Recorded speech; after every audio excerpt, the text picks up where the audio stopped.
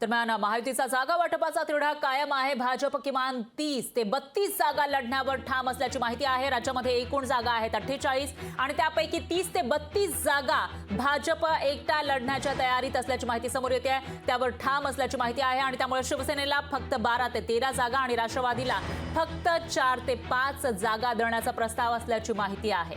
भाजप, शिवसेना आणि राष्ट्रवादी काँग्रेस अजित पवार गट यांची नवी दिल्लीमध्ये सोमवारची नियोजित बैठक रद्द झाली आहे। त्यामुळे महायुतीतील जागा वाटपाचा तिढा कायम आहे। भाजप किमान 30 ते 32 जागा लढण्यावर ठाम आहे आणि शिवसेनेला 12-13 आणि राष्ट्रवादीला 4 ते 5 जागा देण्याचा प्रस्ताव आहे। त्यामुळे साहजिकच यामुळे राष्ट्रवादी असेल किंवा शिवसेना समाधानी नाहीयेत आणि त्या पार्श्वभूमीवर आता जागा वाटपाचा तिढा कायम असल्याचं पाहायला मिळते। हा तिढा नेमका कधी सुटणार आणि जागा वाटपाचा माहितीचा फॉर्म्युला नेमका काय असेल याविषयी उत्सुकता आहे। बहुतेक सिटिंग जागा तिथं चर्चा होत असताना त्याला सोडायच्या अशा प्रकारची चर्चा प्राथमिक झालेली आहे।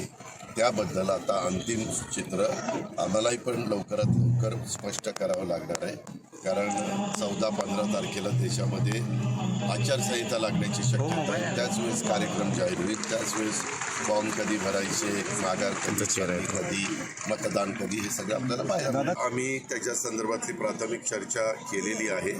आम्ही तिन्ही पक्ष एकत्रपणे बसलेलो होतो। त्या चर्चेमध्ये साधारण प्रत्येकाचा मान सन्मान राखला जाईल आणि त्या कार्यकर्त्यांना पण समाधान वाटेल अशा प्रकारचा तोडगा काढण्याचा प्रयत्न आमच्या सगळ्यांचा।